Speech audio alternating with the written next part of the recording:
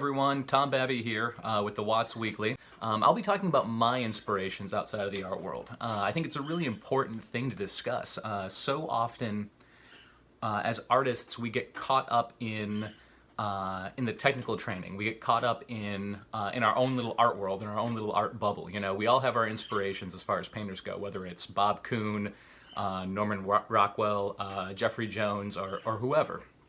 But what are those inspirations outside of the art world that fuel the artist's creative spirit? And that's what I'll be talking about today for myself. Like I mentioned, Eric talked about his love of film.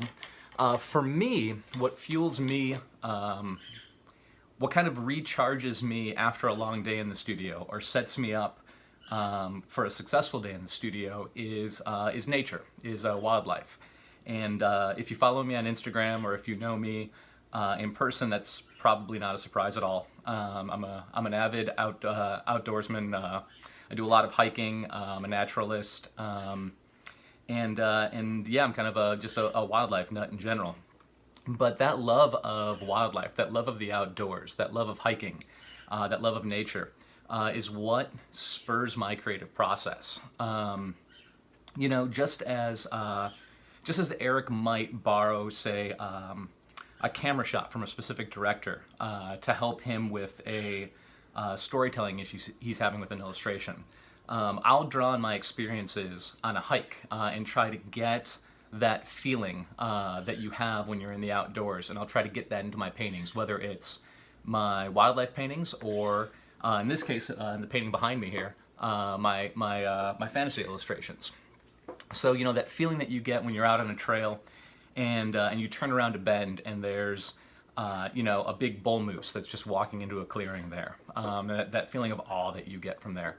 Or maybe you're in a national park and you get up before the other hikers get out on the trails, and you know, you're maybe a mile into a hike and you just stop and close your eyes and just listen to the birds and nothing else. You know, like there's no sounds of traffic, there's no airplanes overhead, it's just that beautiful silence. Those are the things that I like to try to get across in my paintings and in my pieces. I like to bring that those almost like spiritual moments in the wild into my pieces. And like I said, even in my fantasy work, such as this piece behind me, this personal piece I'm working on. You know, we have this huge dragon that's flying across this mountain ridge, and we have a little fox down here. Down here in the corner, there's going to be a couple of her kits, the young foxes down here. We have some ravens that are flying alongside the dragon as well as he passes by. All of these things are drawn from observations in nature that I've made. Not of dragons, obviously, but of natural creatures and how they work and how they interact with each other. And I'm not talking about just the anatomy. And I'm not talking about drawing from anatomical features in creatures, which I do. But I'm talking about that overall feeling that you get from it. You know, the feeling of when you're watching a documentary or something and you see maybe a huge grizzly bear sort of indifferently glance at a little fox or something. That's what I want to get across in this. Or a lion that just gorged and is lying on a rock in the savannah, and a little lizard kind of trots past him and just kind of looks up at him and then trots away, and the lion just gives it a little passing glance. Like, that's the sort of thing that I want to have in here. I want these to feel like they exist in the real world, and to do that, I'm drawing on my experiences and my love of the outdoors.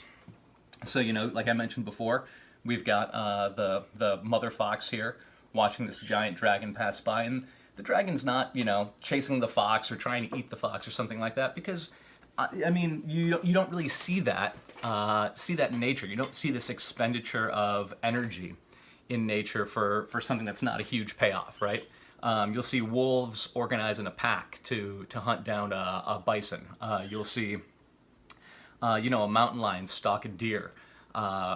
Big prey items. You know, you don't see this giant expenditure of energy to get something that's barely a mouthful, essentially. And that's kind of what I want to get across in this piece. You know, just this passing by, this passing moment where these two different creatures, these two different species are interacting in a very small way, but an impactful way for the viewer. You know, Adding to that are little elements like I mentioned, the ravens that are going to be flying alongside. right here, and up here there's going to be some. There'll be a couple of more over here by the end of the end of the piece. But these ravens that are flying alongside the dragon, you know, it gives the impression that this dragon's like this ecosystem in and of itself, almost like a great white shark in the ocean, and the remoras that trail behind them, or the cleaner fish that pick out the bits from the mouths of like barracuda and sharks, or the birds that pick out the little bits of food from the mouths of crocodiles. That's the kind of feeling I want with this. I want the feeling that these animals know where their next meal is going to come from if they follow this dragon around. This dragon's going to have to land. It's going to have to take on something and find its meal, and the leftovers are going to go to these ravens here. Yeah, and again, this is all drawn from those personal experiences. This is all drawn from my love of nature, my love of wildlife. Getting out there, getting out of the studio and being inspired by the world around me. It's so easy to kind of lock yourself away in your studio and say that your only influence is going to be the artist that you admire, that your only influence is going to be the artist that you study with, that you train with. But the world's a huge place, and just like the natural world, just like these creatures in the natural world don't exist in a vacuum. Their existence is dependent on other species. It's dependent on the health of the ecosystem around them. Just as they don't exist in a vacuum, we as artists don't exist in a vacuum either. We have to draw our passion from the outside world. We have to have that funnel through us and onto our canvas. And for me, that comes from nature. It comes from wilds. So yeah, I hope that this gave you guys a little bit of insight into where I get my inspiration from for my pieces and what I strive for. And I hope it's, you know, maybe spurred some of you who are hoping to find your inspiration. I hope it spurred you guys to think about that, and maybe helped you find your own and how to inject that into your pieces. So until next time, guys, have a great one. Happy studies, and take care. Adios.